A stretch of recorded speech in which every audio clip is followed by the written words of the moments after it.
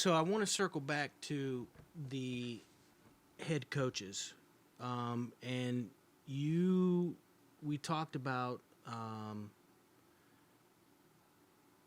just some of the guys who coached with you, and then who went on to become head coaches. So let's think about that. Who was the first one to go? Was Lamonji the first one to become a head coach? I know he went to Nebraska.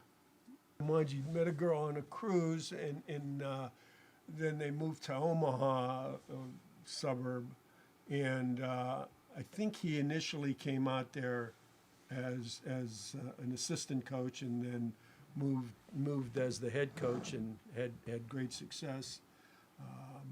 Won a state championship, played in a couple state championships, and then won one, and then he just recently this year took a job at a bigger school out there, West Side in Omaha, and they're having a great year so far.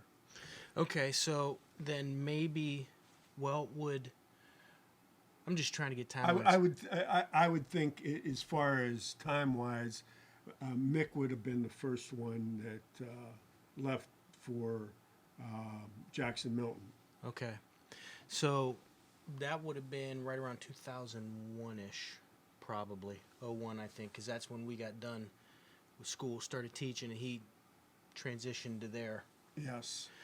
So, and then Bruce Palmer, who you just talked about a little bit, was an assistant for a short time, ends up going to Camel, probably in that same general vicinity, time-wise. Correct. Yeah.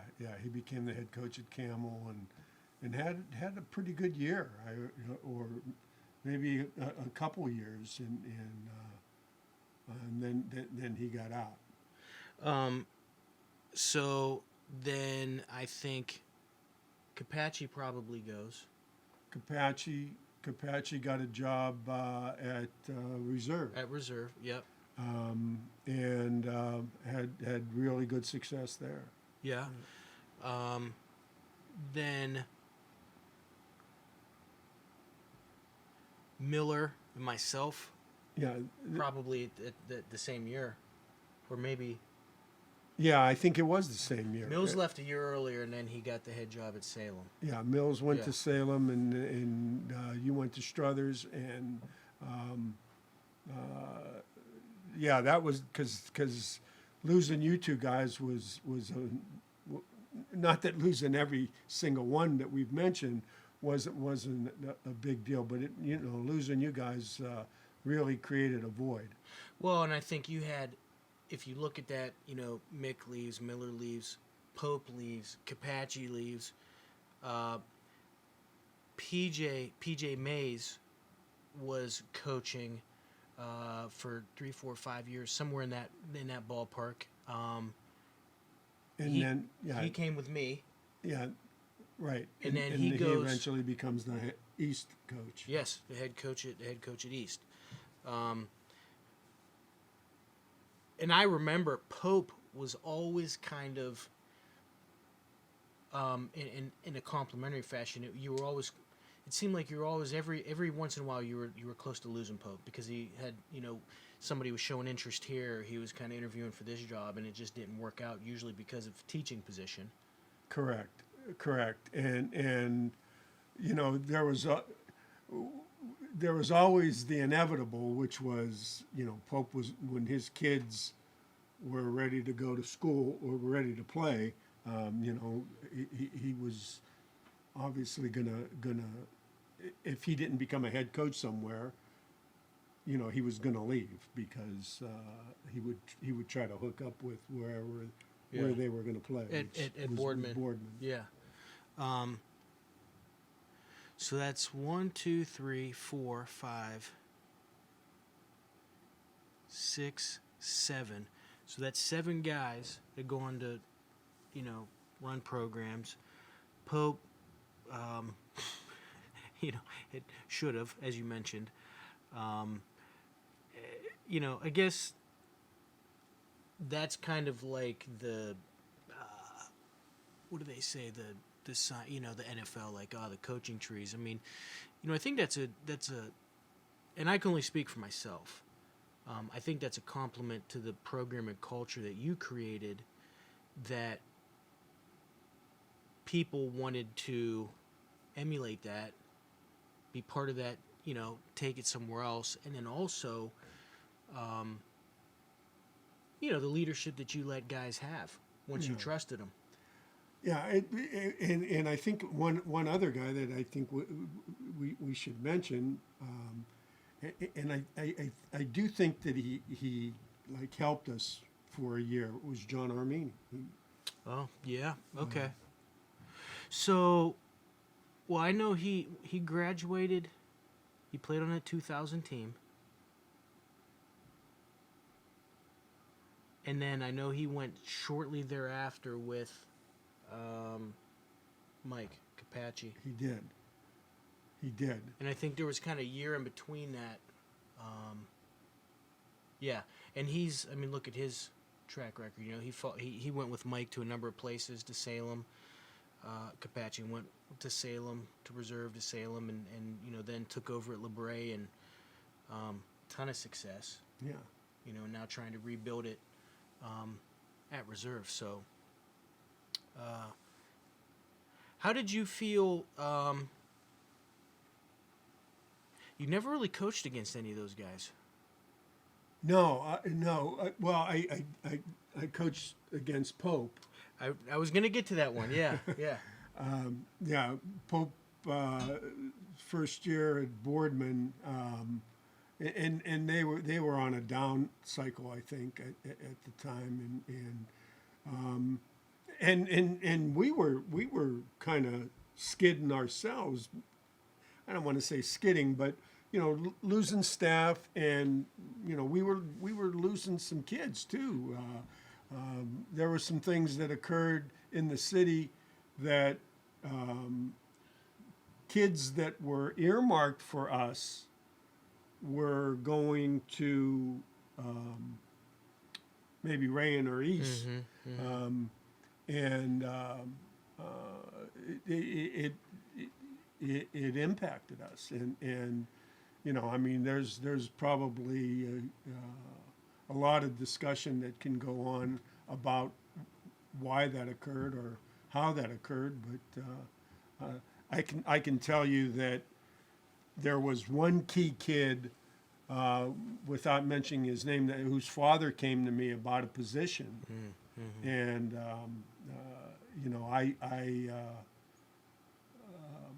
I was able to maybe plug him in down at the junior high, and I don't think that set well with him. I mean, he wanted to be on the varsity level, and it didn't work out. But he ended up pulling that kid, and that kid became a great player. He was a good player for our junior high, our middle school,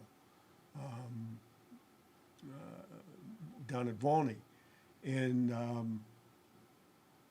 when he pulled out, some kids followed him. Yeah, we could talk about that. Let's circle back to Pope. I mean,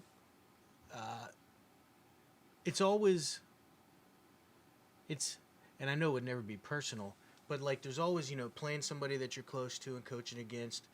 How was that for you with looking across the field and seeing Pope in that maroon? When you guys for so many years had battled Boardman, tough games, and I guess it would be an interesting question to ask him as well. Sure. Looking across the field. Sure. Yeah. It was. It was tough, and but when it comes down to it, it's a game. And you're doing all the things that you need to do to try to beat the other team, and it was good to see that he was coaching his son. That was the positive, but losing him and having to compete against him was the downside. Yeah, I know that was you're kind of getting in the thick of it. Every week's a new week, and I'm sure there's a moment of like little sentimental piece, but it's on to the next one. I mean, it's Right. getting ready and playing. How did you deal with the loss of those guys? I mean, particularly when so let when you're in charge and you're running stuff, there are times where it just has to be very clinical. You know what I mean? Like a guy leaves, hey, okay, you know what? Got to bring another one in. It's but I know how personal and friendship oriented it was for us. How is it to deal with that? You almost have to, as the head coach, take the attitude that it's got to be next man up. Right. And you look. You start by looking within your staff and your youth staff, and see if anybody can be elevated, because then it's a lot less pain. It's a lot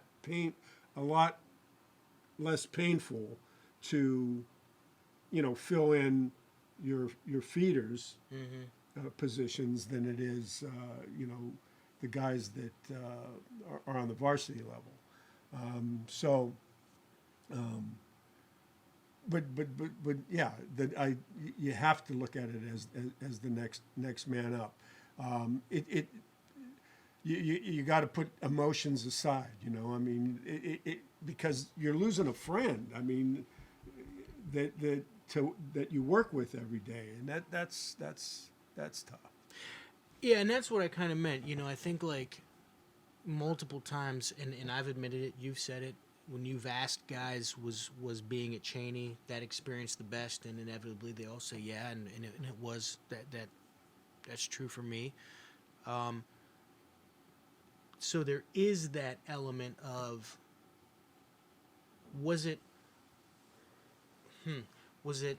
did it ever become where you're like, wow, this is just different? Oh yeah. As a matter of fact, I was just thinking of that. I mean, that whole stretch was, wow, this is just different.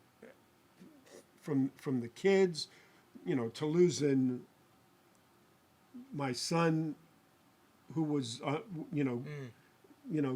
part of the routine, going to games, practice, whatever. Yeah. But that was inevitable that was going to happen. I mean, and not only my son, Pope's kids and Dobe's kids and on and on. But yeah, you get to into that thought process where it becomes, wow, things are different. I mean, you're not throwing gasoline over yourself while Pope goes through the checklist.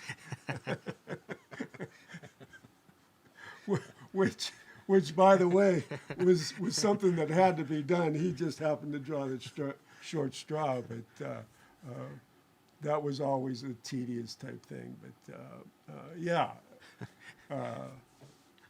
I can remember the first guy that went on, and how emotional in the locker room when it was, when we knew it was his last game. Alan Mikovich. That would have been I think the first one where it played into the locker room, I should say. Would that have been in '94 when he left for Florida? Yeah. Okay. Yeah.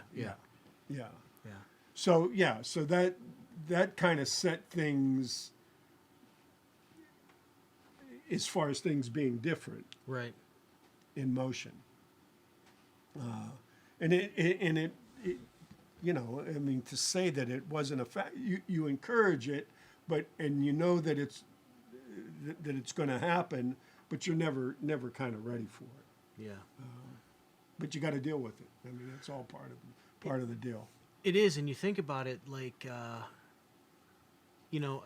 players, they form the friendships, and you play X amount of games, and after your senior year, it kind of transition, and so it's that. But for our staff, that went on 365, 3, 4, 5 days a week for as long as you were on staff. And then then you get in a situation with, like, me and Pope. We taught in the same building for 2 years. I'd go down and eat lunch with him every day. Mm-hmm. So as you mentioned before, if you don't get along, you'd be miserable. So you form those friendships, and that's where I think it would be really hard to have people leave. Yeah. Even for good reasons. Yeah, it is. It most definitely is. And, as you say that you and Pope had lunch together, in the 20 years, I never had a coach in the building. Which is crazy. Never had a legitimate home game, or never had a coach in the building. Guys won't take jobs if they can't get 2 or 3 guys in the building anymore. I'm with you. I know that becomes a prerequisite anymore. I know they were always talking about trying to get Pope up there, or different guys. The closest we ever had was Roy Guy was tutoring. Oh yeah. They hired him as a tutor. Okay. And he would come up during our study table. And work with kids. Yeah. Never had a home game, a legitimate home game, and never had a coach in the building. That's but you know what? Fortunately, okay, the coaches that were with us. Were a cut above the rest because, they compensated for that. Just on their commitment, their loyalty, their belief in the program, and their willingness to put those long hours in. Yeah. I was going to ask before you brought up the special situations. I was going to ask when Pope left. I was trying to think who did that and who took that over. I can't remember who. It never had the same sizzle as when Pope did it. The pen, like 22 different special situations, maybe more. Yeah. Yeah, I want to say it was Mick, but I'm not sure. I remember in the back sprinkling a gas can on yourself, lighting a match. Yeah, and it would frustrate Pope because, it was, like I said, not an enviable thing to do, but it was a necessity. It had to be done. It had to be gone over, and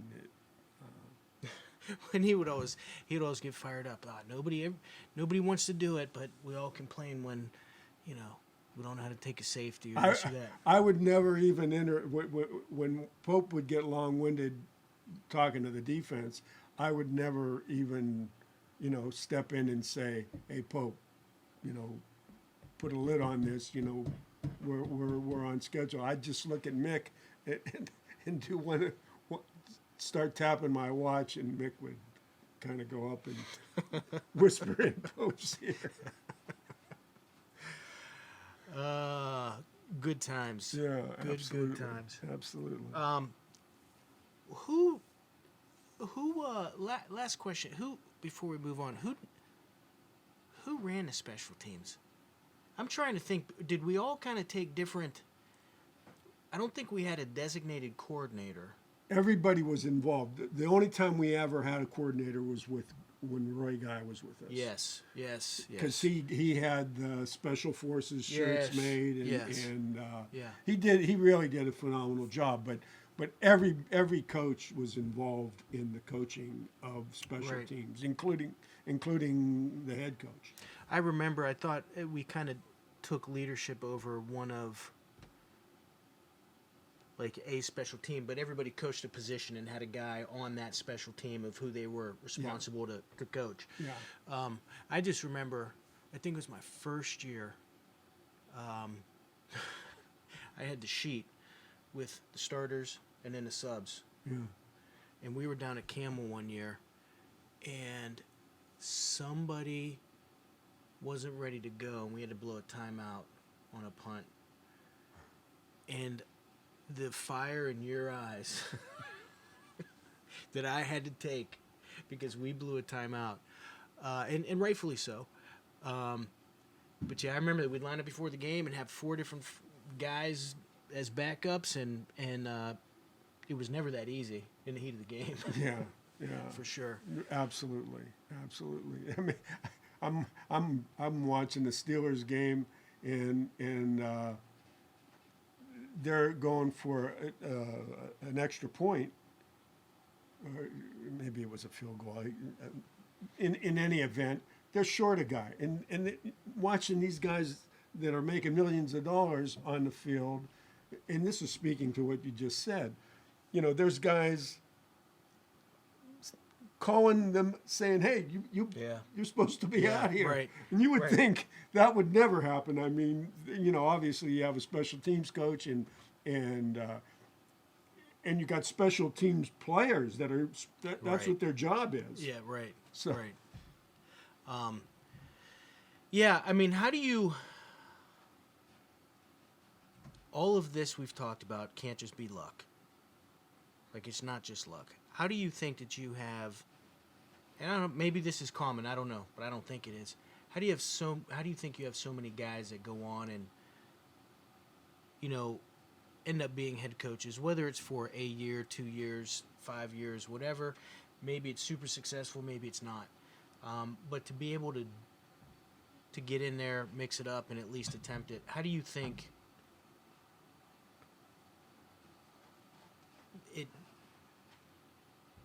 it comes from the Chaney program? You know, I just think that that's something. Well, I think that answers the question. I think without any doubt, it's because